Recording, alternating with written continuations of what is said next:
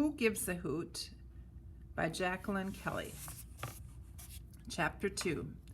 Soon it was time to wake Granddaddy, and we set out again. I bailed for a while and wondered if Father would be willing to have the beagle fixed and made watertight. The sun shone, the mockingbird mocked, my grandfather gave a fascinating talk about the difference between newts and skinks and salamanders.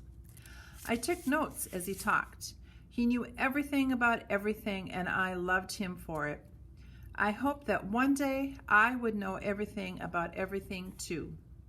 The rest of the trip was quiet, right up to the swimming hole near Zapata's farm. We were gliding along. We were minding our own business.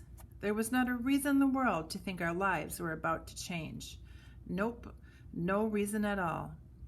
A sudden blur of movement caught the corner of my eye, followed by a sudden splash. Was it a little fish jumping to escape a bigger fish? Was it some rotten boy throwing rocks at us? Who would dare? I turned to look and saw, to my shock, an owl in the water. What went through my head was this. 1. Why, that's an owl. 2. And it's in the water. 3. But owls don't belong in the water. 4. Therefore, it can't be an owl. 5. But it is an owl. 6. And it's in the water. 7. But owls don't belong.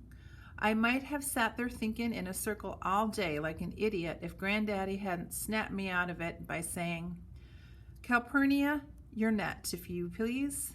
All right, I scrambled for my butterfly net as the owl thrashed into its wings. I wouldn't exactly call it swimming, but it managed to move slowly away from us. Granddaddy turned the boat and made a strange call that sounded sort of like this. Deek, deek, deek. The owl stopped splashing for a moment and turned its white heart-shaped face to stare at us with coal black eyes. Not liking what it saw, 2 humans instead of another owl, it thrashed harder and struck out for the other shore. We caught up to it without much trouble, owls not really being aquatic types, as you probably know.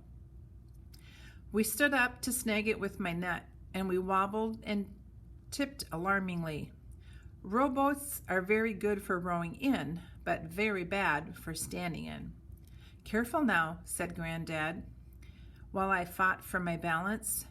I was just about to pitch over the side when Granddaddy leaned the other way, righting the boat and saving me from going into the drink.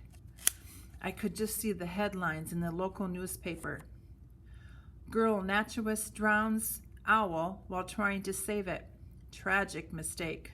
Clothes ruined. Mother furious. Laughed at by all." "Thanks," I puffed. "I think I can reach it." I stretched with my butterfly net and swished it through the water. The owl saw it coming and ducked away. I swished again, and it ducked away again. Its feathers were now getting waterlogged, and it was starting to sink. I figured I only had one more chance. This time, I swished at it from behind so it didn't see my net coming. I managed to snag the poor creature just as it was going under. Got it! It screeched and thrashed and sprayed water everywhere, but it was surprisingly light, and I lifted it out of the water without any trouble. It lay snarled in the net at the bottom of the boat, flapping and making a terrible racket. You'd think it would be grateful, but it only looked fierce and angry. I thought it was beautiful. Granddaddy said, "It is a barn owl, or Tito alba, quite young from the look of it." "What's wrong with it? What was it doing in the water?" The answer will have to wait until we can get it home for a proper examination, or perhaps not. Look up ahead. There's Dr. Pritzker on the bridge. I tore my eyes away from the owl, and sure enough, there was Dr. Pritzker waving at us. I waved back. I liked Dr. Pritzker. He was our town's only animal doctor. The proper word for this is veterinarian. He was usually so busy it was rare to see him out for a stroll.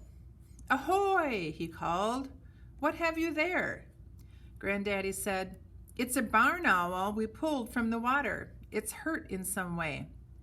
"Well, bring it ashore and let's take a look." This surprised me because Dr. Pritzker didn't normally tend to wild creatures. He had his hands full with cattle and horses and other such valuable farm animals.